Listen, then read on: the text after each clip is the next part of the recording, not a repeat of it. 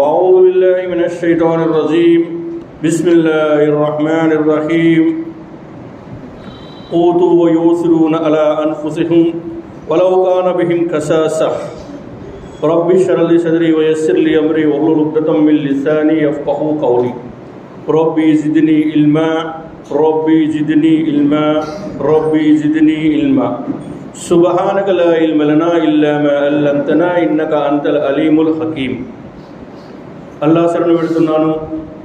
తొలగింపబడ్డ శైతాన్ కీడు నుండి రక్షణ కొరకై అనంత కరుణామయుడు అపార కృపాశీలుడు అయిన అల్లాహ్ పేరుతో ప్రారంభిస్తున్నాను. ప్రియమిత్రులారా, సోదర సోదరిములారా, ముందుగా సమస్త స్తుతులు పొగడ్తలు అల్లాహ్కే. అల్హమ్దులిల్లాహి రబ్బిల్ ఆలమీన్. పిదప అల్లాహ్ సుబ్హానహు వ తఆలా పంపినటువంటి సమస్త దైవ ప్రవక్తలపైన, ప్రత్యేకంగా అంతిమ దైవ ప్రవక్త, మానవ మహోపకారి, హృదయాల విజేత అయినటువంటి ముహమ్మద్ సల్లల్లాహు అలైహి వసల్లం వారిపై, ఆయన అనుచర సమాజంపై అల్లా యొక్క శాంతి మరియు ఆయన కారుణ్యం వర్షించునుగాక. ఆమీన్ సుమ్మా ఆమీన్. అల్లాహ్ సుబ్హానహు వ తఆలా ఖురాన్లో సెలవిస్తున్నారు, రంజాన్ నెల ఖురాన్ అవతరించిన నెల. ఇంకా అల్లాహ్ అంటున్నారు, రంజాన్ మీలో దైవ భీతిని, భయభక్తులను జనింపజేస్తుంది. మిత్రులారా, రంజాన్ అనే పదంలోనే ఉంది. రంజ్ అంటే దహించి వేయడం. ఆయమ్మ చెప్తున్నారు, పండితులు చెప్తున్నారు, మీ పాపాలని దహించి వేస్తుంది రంజాన్ నెల. రంజాన్ సందర్భంగా ఒక రెండు విషయాలు. ఒకటేమిటి అంటే, అమ్మ ఆయిషా రజియల్లాహు తఆలా వారు చెప్తున్నారు, ప్రవక్త సల్లల్లాహు అలైహి వసల్లం వారు రంజాన్ నెల వచ్చింది అంటే ఆయనలో దాన గుణం, దాతృత్వం సుడిగాలి కంటే ఉధృతంగా ఉండేది. ఇక రెండో విషయం, దైవ ప్రవక్త సల్లల్లాహు అలైహి వసల్లం వారు చెప్పారు, ఎవరైతే రంజాన్ మాసాన్ని పొంది ఉపవాసం ఉండి కూడా చాడీలు చెప్పడం, ఇతరులను దూషించడం మొదలైన విషయాల నుండి దూరంగా ఉండడం, వాడు ఆకలి దప్పులతో ఉండడం అల్లాహ్కి ఎంత మాత్రం అవసరం లేదు, వాడి ఉపవాసం నెరవేరదు. ఇవి రెండు విషయాలు. అయితే అల్లాహ్ సుబ్హానహు వ తఆలా ఖురాన్లో చెప్తున్నారు, నేను ప్రారంభంలో చదివాను, సూరే హషర్ 59వ సూర 9వ వాక్యంలో చెప్తున్నారు. అల్లాహ్ అంటున్నారు, వారు ఎలాంటి వారంటే తమకు స్వయంగా అవసరం ఉన్నప్పటికీ వారు తమకంటే తమ పైవారికే ప్రాధాన్యం ఇస్తారు. ఇలాంటి వారు సాఫల్యం పొందుతారు. ఎలాంటి వారంటే ఎవరైతే పిసినారితనం నుండి, స్వార్థ ప్రియత్వం నుండి దూరంగా ఉంటారో అలాంటి వారు సాఫల్యం పొందుతారు అని అల్లాహ్ సుబ్హానహు వ తఆలా ఖురాన్ గ్రంథంలో 59వ సూర 9వ వాక్యంలో చెప్పడం జరిగింది. ఆయమ్మ పండితులు దీని యొక్క విశ్లేషణ చేస్తున్నారు. ఇందులో రెండు విషయాలు ఉన్నాయండి. శ్రేయోభిలాష, ఇతరుల పట్ల సానుభూతి, ఇతరుల పట్ల త్యాగం, ఇతరులకు ఇవ్వడం. రెండవది ఏంటి అంటే పిసినారితనం. ఈ రెండు విషయాల గురించి ప్రస్తావించారు. మిత్రులారా, శ్రేయోభిలాష, మరి శ్రేయోభిలాష అనేది రెండు విధాలు ఉందండి. ఒకటేంటి అంటే ఈ ప్రపంచంలో శ్రేయోభిలాష, రెండవది ఆ పరలోకంలో శ్రేయోభిలాష. ఇప్పుడు నేను మిమ్మల్ని అందరినీ అడుగుతున్నాను, మీరు ప్రపంచంలో శ్రేయోభిలాషులుగా ఉండాలనుకుంటున్నారా, పరలోకంలో శ్రేయోభిలాషులుగా ఉండాలనుకుంటున్నారా? అయితే ఇప్పుడు నేను ఇన్షాల్లా ప్రపంచ శ్రేయోభిలాష ఏంటో, పరలోక శ్రేయోభిలాష ఏంటో వివరించడానికి ప్రయత్నం చేస్తాను. అప్పుడు మనం పూర్తిగా నిర్ణయించుకుందాం ప్రపంచ శ్రేయోభిలాష లేదా పరలోక శ్రేయోభిలాష అనేది. మరి ప్రపంచంలో శ్రేయోభిలాష, ఇతరుల పట్ల సానుభూతి, త్యాగం, ఇతరులకు ఇవ్వడం, ఇతరులకు ఇవ్వడం. ఈ వాక్యంలో అల్లాహ్ సుబ్హానహు వ తఆలా చెప్తున్నారు, వారు ఎలాంటి వారంటే స్వయంగా తమకు అవసరం ఉంది అయినప్పటికీ వాళ్ళు ఏం చేస్తారంటే తమకంటే ఇతరులకే ప్రాధాన్యం ఇస్తారు. ఇది అన్సారులను ఉద్దేశించి ఇక్కడ ప్రస్తావన చేయడం జరిగింది. అన్సారులు తమ కంటే కూడా ముహాజిర్లకు ప్రాధాన్యం ఇచ్చారు. మరి తమ దగ్గర ఉన్న సంపదను సగం వారికి ఇచ్చేశారు.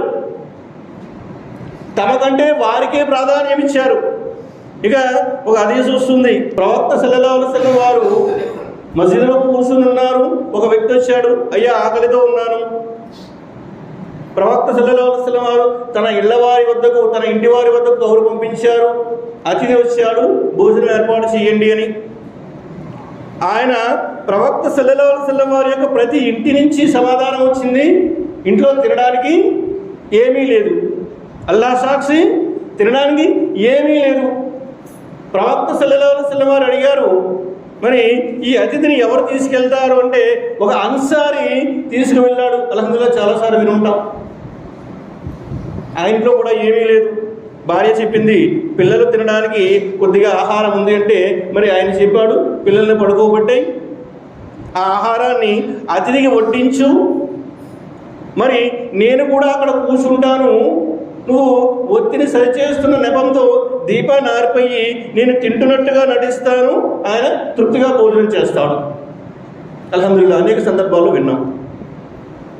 మరి ఆయన అలాగే చేశారు. అంటే తనకి తినడానికి లేకపోయినా ఆయన ఏం చేశారంటే తనకంటే అతిథికి ప్రాధాన్యం ఇచ్చారు. మరి అల్లాహ్ సుబ్హానహు వ తఆలా ఈ ఆతిథ్యాన్ని మెచ్చుకున్నాడు. ప్రవక్త సల్లల్లాహు అలైహి వసల్లం వారికి ఆ విషయాన్ని తెలియపరిచాడు. ప్రవక్త సల్లల్లాహు అలైహి వసల్లం వారు ఉదయం ఆ అన్సారీ సహబీకి మరి శుభవార్తను వినిపించారు. ఆయనకి శుభవార్త వినిపించారు. ఊరిచ్చిన రాత్రి వచ్చినటువంటి ఆతిథ్యం అల్లాహ్కు చాలా ఇష్టపడిపోయాడని చెప్పేసి. మరి ప్రపంచంలో ప్రవక్త సల్లల్లాహు అలైహి వసల్లం వారు చెప్తున్నారు, మరి దాన ధర్మాలు మీ సంపదను ఎంత మాత్రం హరించవు, దాన ధర్మాలు మీ సంపదను ఎంత మాత్రం తగ్గించవు, మీ సంపదని పెంచుతాయి. అల్లాహ్ మార్గంలో దానం చేస్తూ ఉండండి. ఖర్చు పెట్టేవాడిపై అల్లాహ్ సుబ్హానహు వ తఆలా ఖర్చు పెడతాడు. ఖర్చు పెట్టేవారిపై అల్లాహ్ సుబ్హానహు వ తఆలా ఖర్చు పెడతాడు. దైవ ప్రవక్త సల్లల్లాహు అలైహి వసల్లం వారు చెప్పారు, ఆస్మా నువ్వు గీచి గీచి లెక్క పెట్టి ఖర్చు పెట్టకు, అల్లాహ్ కూడా లాగి పెడతాడు, అల్లాహ్ కూడా లాగి పెడతాడు, ఖర్చు పెట్టు. మరి రంజాన్ వస్తుంది, రంజాన్ మాసంలో అత్యధికంగా అల్లాహ్ మార్గంలో ఖర్చు పెడుతూ ఉండాలి. ఎన్నో సంఘటనలు, ఎన్నో ఉదాహరణలు ఉన్నాయి. అయితే అవన్నీ ప్రస్తావించడానికి సమయం లేదు. మరి పరస్పరం సోదరభావం ఏ విధంగా ఉండేదంటే అషరీ తెగ వారి గురించి వస్తుంది. అబూ మూసా అషరీ తెగ వారు, అబూ మూసా అషరీ రలియల్లాహు తఆలా వారు చెప్తున్నారు, అషరీ తెగ అంటే మా తెగలో ఆహార పదార్థాలు నిండుకున్నప్పుడు మేమేం చేస్తామంటే మా దగ్గర ఉన్నటువంటి, మా తెగవారి అందరి దగ్గర ఉన్నటువంటి ఆహార పదార్థాలన్నీ తెచ్చి ఒక దగ్గర జమ చేస్తాము. జమ చేసి అందరూ సమానంగా పంచుకుంటాం. మొత్తం అన్నీ తెచ్చి ఒక దగ్గర జమ చేస్తాము, చేసి మేమేం చేస్తామంటే అందరూ సమానంగా పంచుకుంటాం. శ్రేయోభిలాష, ఒకరి పట్ల ఒకరు త్యాగం, ఒకరికొకరు ఇచ్చిపుచ్చుకోవడం, దీని యొక్క ప్రతిఫలం ఆ పరలోకంలో వస్తుంది. ప్రపంచ సంపద, ప్రపంచంలో సాధారణంగా ఏమిస్తూ ఉంటామండి? డబ్బులు ఇస్తాం, అల్లాహ్ మార్గంలో డబ్బులు ఇస్తాం, లేదా మరి పొలాలు ఇవ్వచ్చు, లేదా స్థలాలు ఇవ్వచ్చు, అల్లాహ్ మార్గంలో సంపద ఇస్తూ ఉంటాం. మరి ప్రపంచ శ్రేయోభిలాష ఇంకా ఎక్కువగా చెప్పడానికి సమయం లేదు కాబట్టి మనందరికీ తెలుసు, ప్రపంచంలో శ్రేయోభిలాష ఏ విధంగా వస్తుందో. అల్లాహ్ మార్గంలో ఖర్చు పెడుతూ ఉంటే అల్లాహ్ ఇస్తూ ఉంటాడు.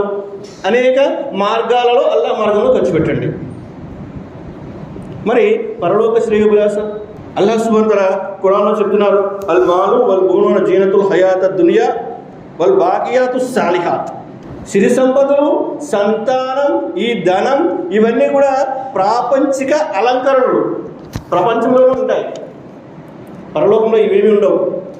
ఇక్కడ మార్గం ఎలా జరుగుతుందండి? డబ్బులతో జరుగుతుంది, పొలాలతో జరుగుతుంది, వస్తువులతో జరుగుతుంది. కానీ అక్కడ మార్గం ఎలా జరుగుతుంది?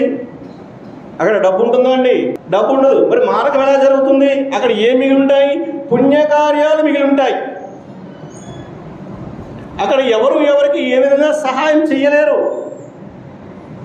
అక్కడ ఎవరికి ఏ విధంగానూ సహాయం చేయలేరు. అది ఆయిషా రలియల్లాహు తఆలా అన్హా వారు ప్రవక్త సల్లల్లాహు అలైహి వసల్లం వారు ఇంటికి వచ్చేసరికి ఇంట్లో ఏడుస్తున్నారు. ఆమె కళ్ళ వెంబట ధారాపాతంగా నీళ్లు వస్తున్నాయి. ప్రవక్త సల్లల్లాహు అలైహి వసల్లం వారు అడిగారు, ఆయిషా ఎందుకు ఏడుస్తున్నావు? ఓ ప్రవక్త సల్లల్లాహు అలైహి వసల్లం, ఇక్కడ మీరు మాకు తోడుగా ఉన్నారు, మాకు అన్ని విషయాలు నేర్పిస్తున్నారు, అన్ని విధాల సహాయకారిగా ఉన్నారు. ఆ పరలోకంలో మీరు మాకు తోడుగా ఉంటారా? ఆ పరలోకంలో మేము మీకు కనిపిస్తామా?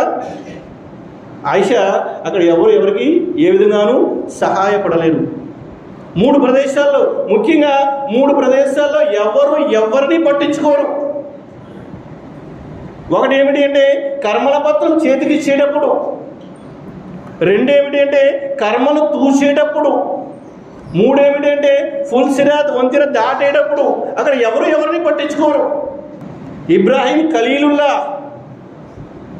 అల్లా స్నేహితుడు ఇబ్రాహీం ఖలీలుల్లా మరి ఆ పరలోక మైదానంలో నరకాన్ని తీసుకువచ్చినప్పుడు 70,000 పగ్గాలతో ఒక్కొక్క పగ్గాన్ని 70,000 మంది దైవదూతలు పట్టుకుని దాన్ని తీసుకువస్తున్నారు.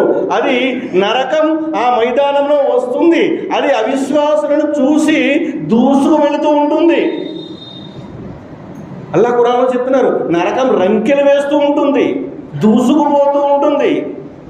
అప్పుడు దూతలు దాన్ని పట్టుకుని కంట్రోల్ చేస్తూ ఉంటారు, ఆఫ్ చేస్తూ ఉంటారు. అలాంటి సందర్భంలో ఇబ్రాహీం ఖలీలుల్లా మోకాళ్ళపై పడిపోయి ఆయన చెప్తారు, యా రబ్బీ నఫ్సీ నఫ్స్, ఓ అల్లా ఈరోజు నా ఒక్క ప్రాణాన్ని కాపాడు, ఈరోజు నా ఒక్క ప్రాణాన్ని కాపాడు. ఎవరెవరికి ఏం సహాయం చేయలేరు, ఎవరిని రక్షించలేరు.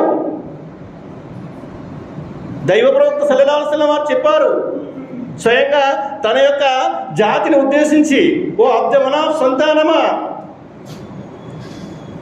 నా వంశీయుడు ప్రవక్త మమ్మల్ని రక్షిస్తాడు అని మీరు అనుకుంటున్నారేమో, అక్కడ నేను మీకు ఏ విధంగానూ సహాయం చెయ్యలేను. బాబాయ్, నేను నీకు అక్కడ ఏ విధంగానూ సహాయం చెయ్యలేను. ఓ మేనత్త సఫియా, నేను అక్కడ నీకు ఎటువంటి సహాయం చెయ్యలేను. అమ్మా ఫాతిమా, గారాల పట్టి నీకు ఏది కావలసినా సరే ఈ ప్రపంచంలో చెయ్యగలను, ఆ పరలోకంలో నేను నీకు ఎటువంటి సహాయం చెయ్యలేను.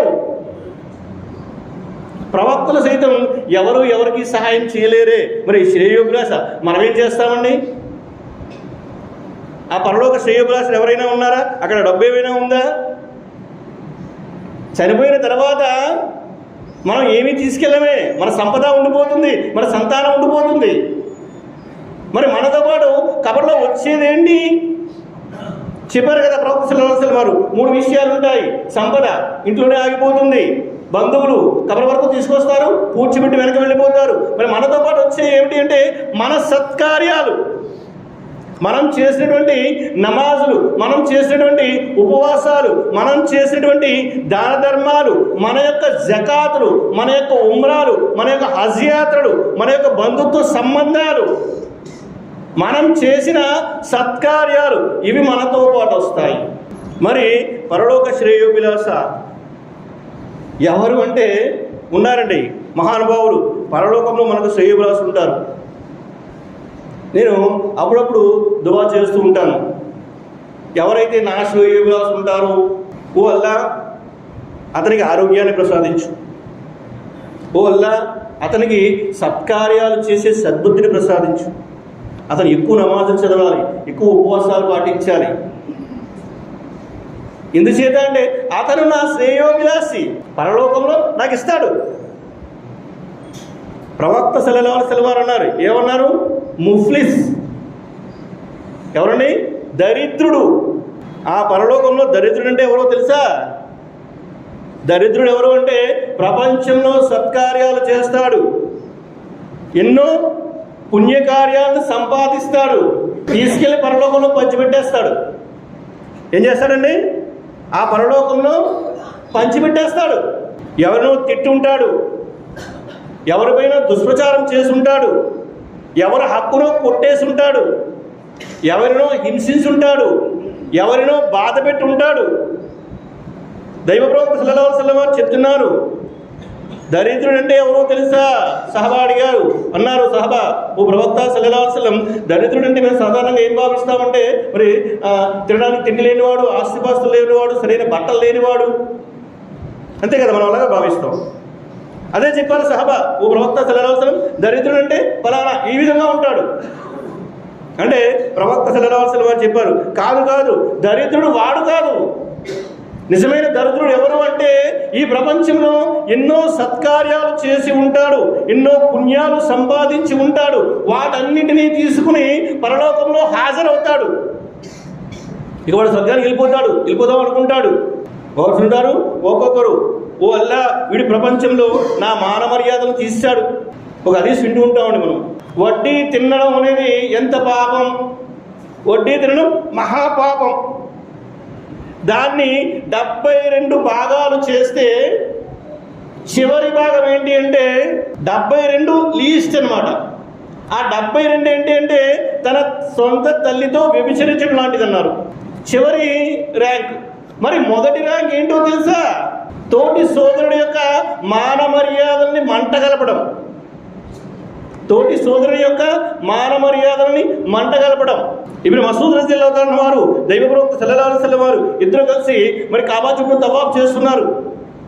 తవాఫ్ చేసేటప్పుడు ప్రవక్త సల్లల్లాహు అలైహి వసల్లం వారు అడిగారు, ఈ ప్రదేశం ఎలాంటిది అంటే ఆయన చెప్పారు, మరి చాలా పవిత్రమైంది, కాబా చాలా పవిత్రమైంది, దీనికంటే పవిత్రమైంది ఏదీ లేదు. ప్రవక్త సల్లల్లాహు అలైహి వసల్లం వారు చెప్పారు, తోటి విశ్వాసి యొక్క మాన మర్యాదలు దీనికంటే పవిత్రమైనవి.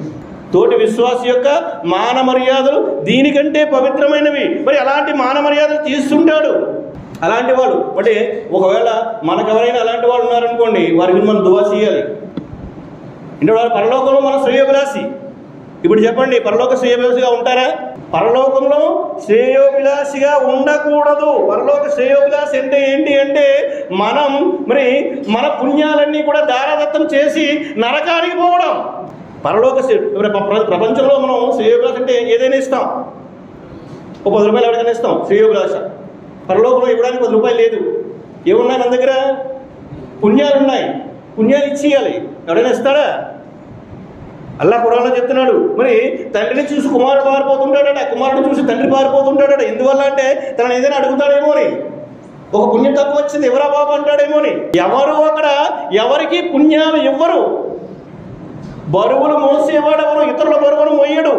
పుణ్యాలని దారాదత్తం చేయడానికి ఎవడు సిద్ధంగా ఉండడు, కానీ వీడు సిద్ధంగా ఉంటాడు.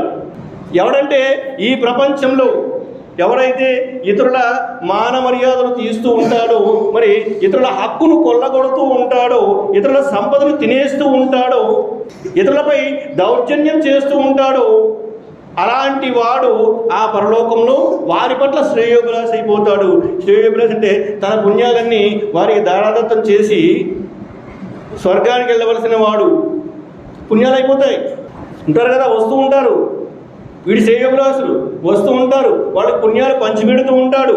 వల్ల వీడు నన్ను తిట్టాడు, వల్ల వీడు నా పెన్ను లాక్కున్నాడు, వల్ల వీడు నా పలానా వస్తువు లాక్కున్నాడు, వల్ల వీడు నాపై దౌర్జన్యం చేశాడు. వస్తుంటారు వరుసగా, వీడు ఇస్తూ ఉంటాడు. పుణ్యాలన్నీ అయిపోతాయి, ఇంకా మిగిలిపోతారు. వీడి శ్రేయోభిలాషులు ఇంకా చాలామంది ఉంటారు. వాళ్ళకి ఏం చేయాలంటే అప్పుడు వీడు పుణ్యాలన్నీ ఇచ్చేసిన తర్వాత వారి పాపాలను తీసుకోవాలి. ప్రపంచం మనం ఏమంటామండి, సోదరుడికి కష్టం వచ్చింది, నీ కష్టం నా కష్టం కాదు. మరి ఇక్కడ శ్రేయోభిలాషి, అక్కడ శ్రేయోభిలాషి అదే చేస్తాడు. నీ పాపం నా పాపం, నీ పాపాలు నాకు ఇచ్చే, నీ పాపాలు నాకు ఇచ్చే. ఇవ్వడానికి పుణ్యాలు లేవు కదా, నీ పాపాలు నాకు ఇచ్చే. పాపాలు తీసుకుని వీడు నరకానికి పోతాడు. శ్రేయోభిలాషులు అలాంటి శ్రేయోభిలాష అంటే బహుశా అల్లా క్షమించుగాక మనలో ప్రతి ఒక్కరూ ఎవరో ఒకరికి శ్రేయోభిలాషులు అయ్యి ఉండొచ్చు. ఆ పరలోకంలో మనలో ప్రతి ఒక్కరు, నేను కూడా ఎవరో ఒకరికి శ్రేయోభిలాషిని అయి ఉండొచ్చు. అలాంటి శ్రేయోభిలాష నుండి అల్లా నన్ను మిమ్మల్ని రక్షించుగా. ఆమీన్ సుమ్మా ఆమీన్. ఇందులోరా ప్రపంచంలో శ్రేయోభిలాషులుగా ఉండండి, అల్లాహ్ మార్గంలో ఇస్తూ ఉండండి, సోదరుల పట్ల సానుభూతి కలిగి ఉండండి, సోదరులకు దాన ధర్మాలు చేస్తూ ఉండండి, సోదరులను ఆదుకుంటూ ఉండండి. ప్రతి విషయంలో పరలోక శ్రేయోభిలాషులుగా ఉండడానికి ఎంత మాత్రం కోరుకోకండి. రెండో విషయం ఏంటంటే పిసినారితనం అండి. ఇందులో కూడా రెండు ఉన్నాయి. ప్రపంచ పిసినారితనం, పరలోక పిసినారితనం. పిసినారి, ప్రపంచంలో పిసినారి తన జీవితాన్ని నాశనం చేసుకుంటాడు. ప్రపంచ పిసినారితనం రెండు రకాలుగా ఉంటుందండి. ఒకటేమన్నారంటే బుక్కులు అన్నారు, అంటే తన దగ్గర ఉన్న సంపదని ఖర్చు పెట్టకుండా ఆపి ఉంచుతాడు. ఇలాంటి వాడు నష్టపోతాడు. వాడు ఏం చేస్తాడంటే జకాత్ ఇవ్వడు, దాన ధర్మాలు చెయ్యడు, అల్లాహ్ మార్గంలో ఖర్చు పెట్టడు, ధనాన్ని పోగేస్తూ ఉంటాడు. మరి ధనాన్ని పోగేసి మాటికి లెక్క పెట్టేవాడికి ఏమన్నారు? హమజతిల్ లుమజ్జా, నరకం. ధనాన్ని పోగేసి మాటికి దాన్ని లెక్కిస్తూ ఉండేవాడు మరి నరకంలో ఉంటాడు, పిసినారితనం వహించేవాడు. రెండవ రకమైనటువంటి పిసినారితనం, దాన్ని ఏమన్నారంటే షుహ్ అన్నారు. ఈ పిసినారితనం ఏంటంటే వీడి దగ్గర ఉన్న దాంతో సరిపోదు, వీడేం చేస్తాడంటే ఇతరులకు కూడా లాక్కోవడానికి చూస్తుంటాడు. దానివల్ల ఏం జరుగుతాయంటే బంధుత్వము హక్కులు ఇవ్వడు, అన్నదమ్ముల వాటాల వారికి ఇవ్వడు, అక్క చెల్లెల వాటాల వారికి ఇవ్వడు, న్యాయంగా వ్యవహరించడు, అన్యాయంగా సొమ్ముని తినేయడానికి చూస్తూ ఉంటాడు, అక్రమ మార్గాల్లో ఇతరుల సొమ్ముని తినడానికి ప్రయత్నాలు చేస్తూ ఉంటాడు. చాలా సందర్భాల్లో మనం చూస్తూ ఉంటాం, ఫలానా స్థలం నాది, వాడి దగ్గర డాక్యుమెంట్ ఉంది, వీడి దగ్గర డాక్యుమెంట్ ఉంది. ఈ స్థలం నాది, వాడి దగ్గర డాక్యుమెంట్ ఉంది, వీడి దగ్గర డాక్యుమెంట్ ఉంది. నిజానికి ఎవరో ఒకటే నిజం, కానీ అంటే సంపదను ఆక్రమించడానికి ప్రపంచంలో ప్రయత్నాలు చేస్తూ ఉంటారు. ఇలాంటి వారు ఏమన్నారంటే పిసినారులు ఉన్నారు. జాబిర్ అబ్దుల్లా రజియల్లాహు తఆలా చెప్తున్నారు, ఇలాంటి పిసినారితనం వల్లే పూర్వపు జాతులు నశించిపోయాయి. వారిలో దౌర్జన్యాలు, కొట్లాటలు, రక్తపాతాలు జరిగాయి. ఇది విధమైనటువంటి పిసినారితనం వల్ల వారు నాశనం అయిపోయారు. కాబట్టి ఇలాంటి పిసినారితనానికి దూరంగా ఉండండి. ప్రపంచంలో పిసినారితనం, అల్లాహ్ మార్గంలో వాడు జకాత్ ఇవ్వడానికి చేతులు రావు. ప్రవక్త సల్లల్లాహు అలైహి వసల్లం వారు చెప్పారు, మరి ఏ సంపదనైతే వీడు పోగేసి మాటికి దాస్తూ ఉంటాడో ఆ సంపద నుంచి జకాత్ తీయకపోతే అది విషసర్పరూపం ధరిస్తుంది. ఆ ప్రళయదిన మైదానంలో వాడి బొగ్గని కాటేస్తూ అంటూ ఉంటుంది, నేను నీ సంపదని అనుభవించు అని. సరే, అనేక విషయాలు ఉన్నాయి పిసినారితనం గురించి. అంటే పిసినారితనం రెండు విషయాలు. ఒకటి ఏంటంటే తన దగ్గర ఉన్నటువంటి సంపదలో పిసినారితనం ఒకటైతే, రెండు ఏంటంటే ఇతరుల సంపదను కూడా మరి అన్యాయంగా కబలించాలి అని చూసేటువంటి పిసినారితనం రెండవది. మరి పరలోక పిసినారితనం, పరలోకంలో పిసినారితనం. అబూ హనీఫా రహ్మతుల్లాహి వారి గురించి ఇమాం మాలిక్ రహ్మతుల్లాహి వారు చెప్తున్నారు, అబూ హనీఫా చాలా పిసినారి అండి. అబూ హనీఫా చాలా పిసినారి. ప్రజలు గారు ఏంటయ్యా బాబు ఆయన పిసినారని చెప్తున్నావు, వచ్చిన వాళ్ళకందరికీ దాన ధర్మాలు ఇస్తుంటాడు, మరి ధనాన్ని బాగానే ఖర్చు పెడుతుంటాడు. అది కాదండి పరలోక పిసినారితనం. తన పుణ్యాలు ఎవరికి ఇవ్వడానికి? పరలోకంలో తన పుణ్యాలని ఎవరికి ఇవ్వడు. మనం చేసేదే అరకొర పుణ్యాలు చేస్తుంటాం, వాటిని పరలోకంలో పంచిపెట్టేస్తుంటాం. కానీ అబూ హనీఫా రహ్మతుల్లాహి వారి గురించి ఇమాం మాలిక్ రహ్మతుల్లాహి వారు చెప్తున్నారు, ఆయన పరమ పిసినారి, తన పుణ్యాలు ఎవరికి ఇవ్వడానికి ఇష్టపడడు. అంటే ఏంటి అర్థం? ఎవరిని దూషించడు, ఎవరిపై చాడీలు చెప్పడు, ఎవరి గురించి చెడుగా మాట్లాడడు, ఎవరి సంపదని ఆక్రమించడు, ఎవరిపై దౌర్జన్యం చేయడు. ఇంకా అబూ హనీఫా రహ్మతుల్లాహి వారు చెప్తున్నారు స్వయంగా, ఒకవేళ నేను ఎవరైనా దూషించాల్సి వస్తే నా తల్లిదండ్రులను దూషిస్తారన్నాడు ఆయన. ఎందుచేత అంటే నా పుణ్యాలు వాళ్ళకి వెళ్తాయి, నా పుణ్యాలు వాళ్ళకి వెళ్తాయి, నా పుణ్యాలు ఎవరికి ఇవ్వడానికి నేను ఇష్టపడను. ఒకవేళ ఎవరైనా ఆయన్ని దూషిస్తున్నారు లేదా ఆయనపై చాడీలు చెప్తున్నారు అని తెలిస్తే ఆయన ఏం చేసేవాడంటే బహుమతులు పంపించేవాడట, వారికి పళ్ళు పంపించేవాడట. అడిగేవారట, ఏమండి వాడు చూస్తే మీ వెనకాల గొయ్యితో వేస్తున్నాడు, వాడు చూస్తే మీ గురించి రకరకాలుగా దుష్ప్రచారం చేస్తున్నాడు, మరి మీరేంటి వాడికి బహుమతులు ఇస్తున్నారు?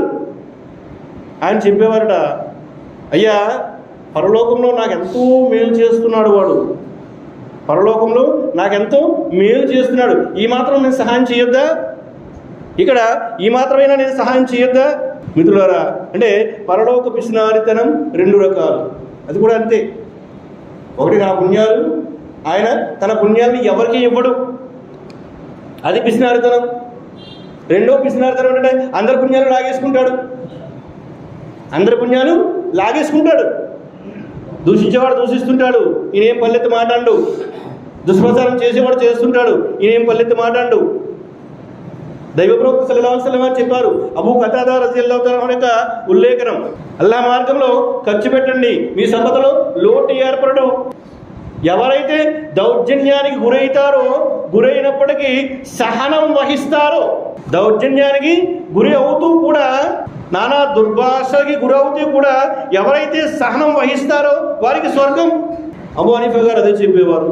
మరి వారు నా శ్రేయోభిలాషులు, వారి పుణ్యాలు మరి పరలోకంలో నాకు ఇస్తారు. కాబట్టి వాళ్ళకి ఉపకారం చేయాలి కదా. పరలోకంలో అయితే నేను ఎవరికి ఉపకారం చెయ్యను.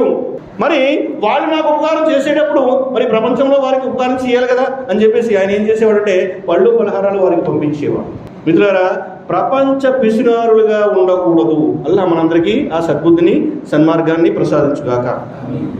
పరలోక పిసినారులుగా మనం ఉండాలి.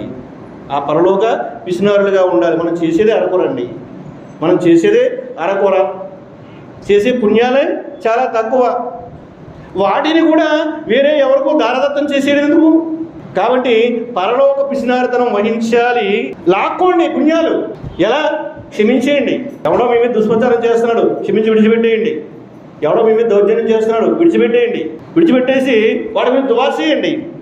వల్ల వాడికి ఆరోగ్యం ఇవ్వు, వల్ల వాడు ఎక్కువ పుణ్యాలు చేసే భాగ్యాన్ని ప్రసాదించు, వల్ల వాడు రంజాన్ ఉపవాసాలు ఉండే భాగ్యాన్ని ప్రసాదించు, వల్ల వాడికి అధికంగా నమాజులు చదివే భాగ్యాన్ని ప్రసాదించు. మీ పెట్టుబడిదారుడు అండి వాడు. మీ పెట్టుబడిదారుడు. వ్యాపారంలో పెట్టుబడి పెడతాం కదా లాభాల కోసం. వాడు మీ పెట్టుబడిదారుడు, లాభాలు తెచ్చి పెడతాడు. ఎక్కడ? ఆ పరలోకంలో. కాబట్టి మనమందరం కూడా ఈ ప్రపంచంలో శ్రేయోభిలాషులుగా ఉండాలి.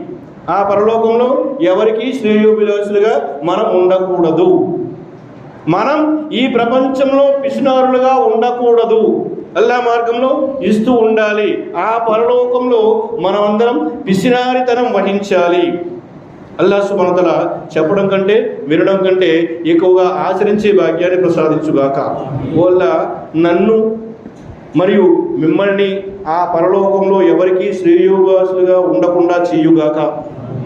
నేను మరియు మనమందరం ఆ పరలోకంలో పిసినారులుగా ఉండే భాగ్యానల్లా మనందరికీ ప్రసాదించుగాక.